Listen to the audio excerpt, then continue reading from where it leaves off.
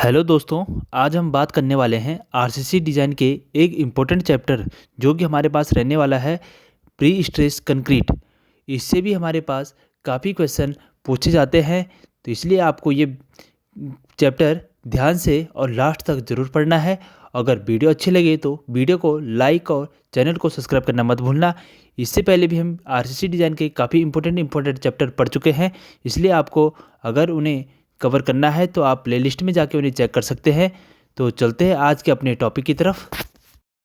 तो आज का चैप्टर स्टार्ट करने से पहले आपके लिए एक क्वेश्चन है जिसका जवाब आपको कमेंट सेक्शन में देना है। तो क्वेश्चन है आपके पास, the point of a contraflexure is a point.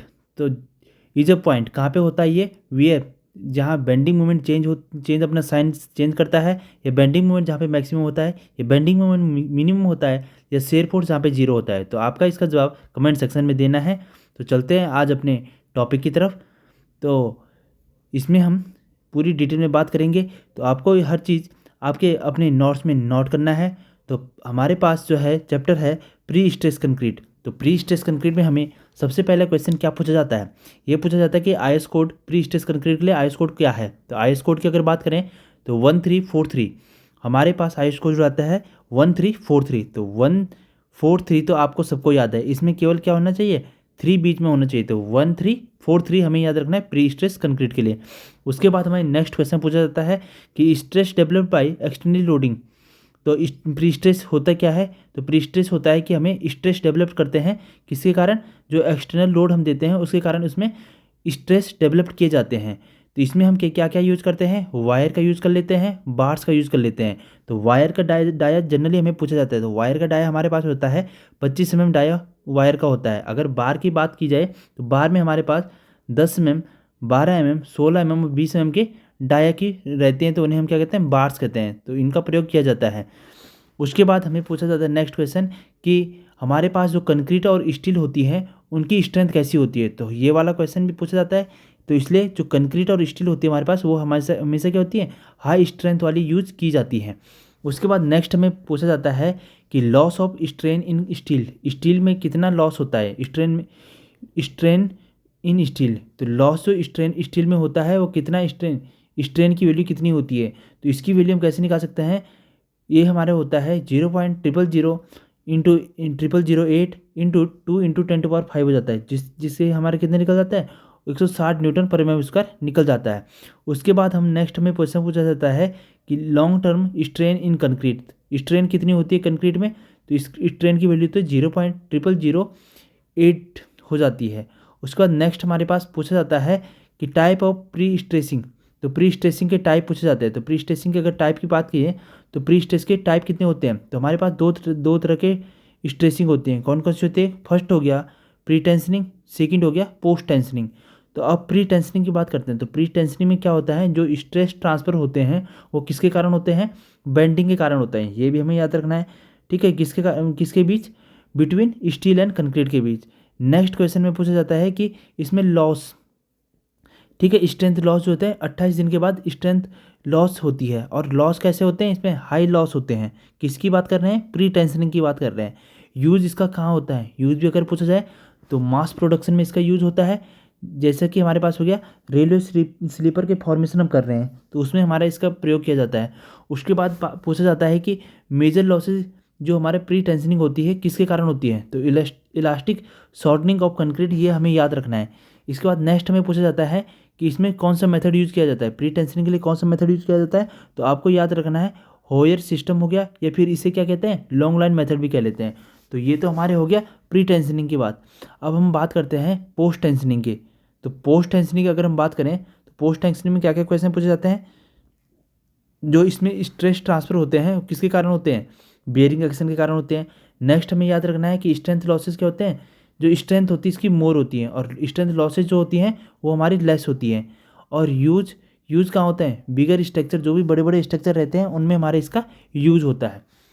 उसके बाद सबसे इम्पोर्टेंट पॉइंट ये आपको अपने नोट्स में ज़रूर नोट करने हैं कि मिनिमम ग्रेड अब प्री टेंशनिंग के लिए मिनिमम ग्रेड कितना होता है? पोस्ट टेंशनिंग के लिए मिनिमम ग्रेड कितना होता है?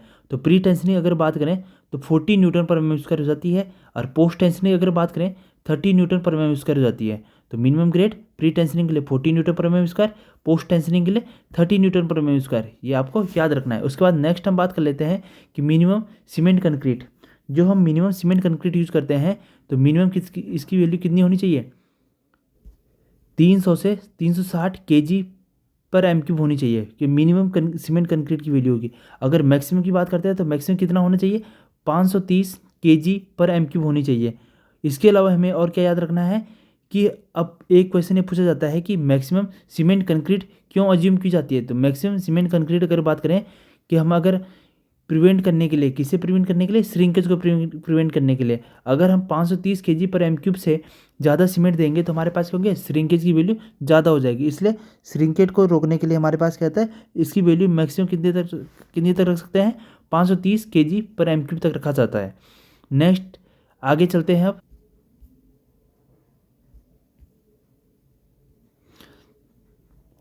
नेक्स्ट क्वेश्चन में पूछा जाता है कि लॉस ऑफ प्री स्ट्रेस के कारण लॉसेस क्या क्या होते हैं। इसमें दो तरह के लॉस होते हैं, एक ही होते हैं इमीडिएट लॉसेस होते हैं, एक होते हैं time dependent losses.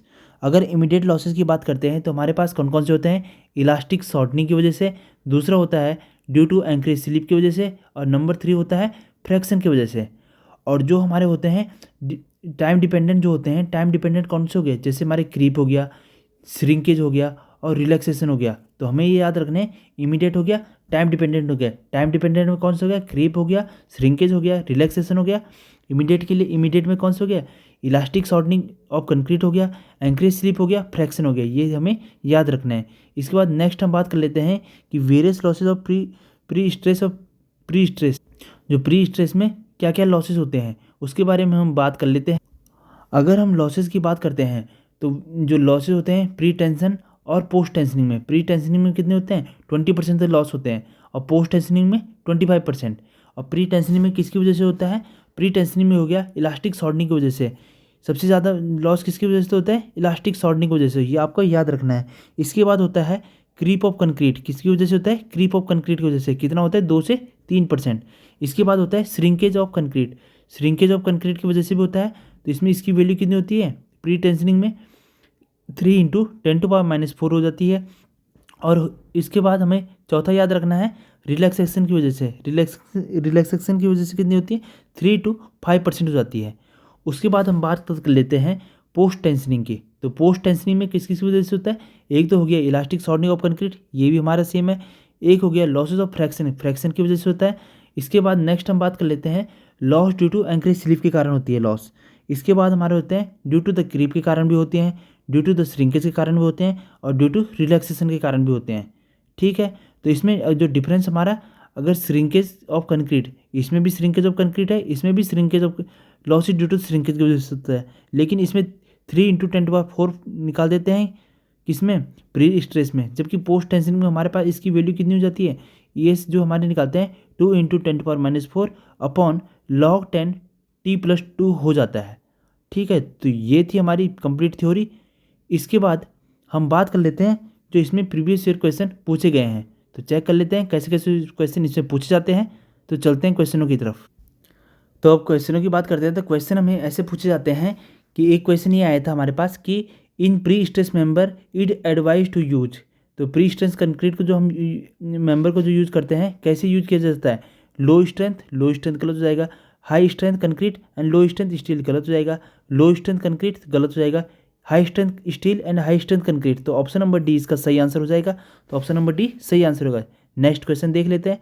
Next question पूछा गया था कि the propagation of a share crack in is a pre stress concrete member depend on.